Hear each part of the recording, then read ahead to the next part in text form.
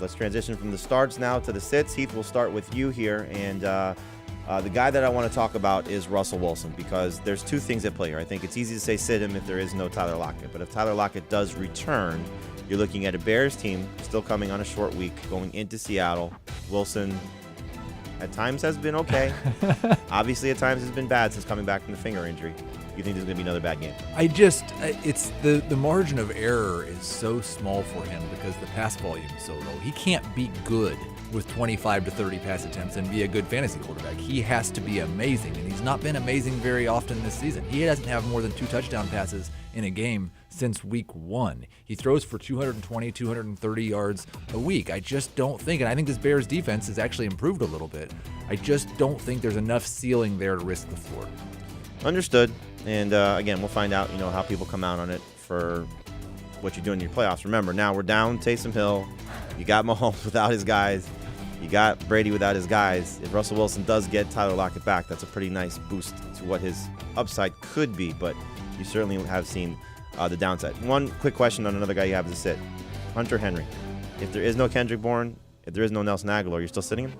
In non-PPR, if you're looking for a touchdown-dependent guy, I think he's towards the top of that list, but I just don't trust. I'm not convinced. I mean, they're not going to throw 3 passes, but I'm not convinced that the Patriots won't come out with a fairly similar approach and just try to run the ball on the Bills and not let the Bills' offense have the ball. I don't think there's that many pass attempts for Mac Jones.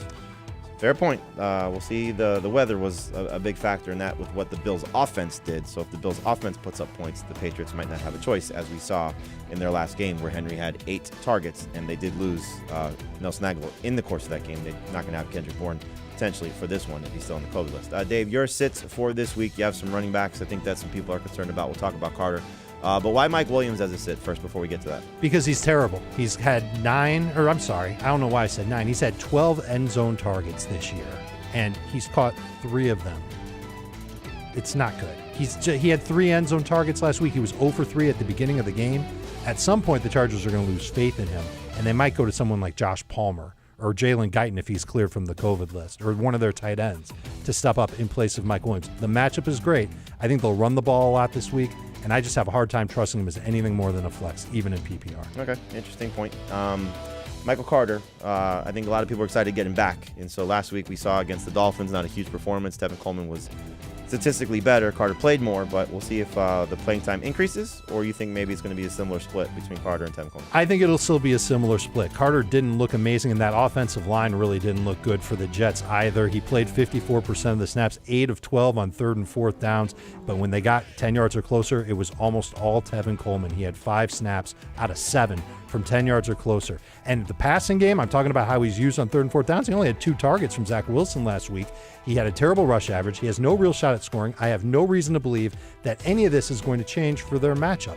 Even though it's against Jacksonville, I don't think there's enough to feel good about Michael Carter. All right, so we'll see what happens there for Carter. I do think it's an okay opportunity for him to have some success, but I certainly understand your trepidation given the fact of what is going on with the Jets and this offense and everything that's unfolding there. So in any event, there's what we have for the Jets. In terms of the sits for me, you got Connor. Not trusting him fully. We'll see. This is a list that's very much in flux because we did this before the show started. So Taysom Hill not playing. James Conner might not play. Devontae Freeman makes me nervous. Parker's the one that makes me the most nervous, to be honest with you, just given the matchup against the Saints. And they're probably not going to throw very much if the Saints offense doesn't do what we thought it was going to do. But in terms of Parker facing Marshawn Lattimore, could be tough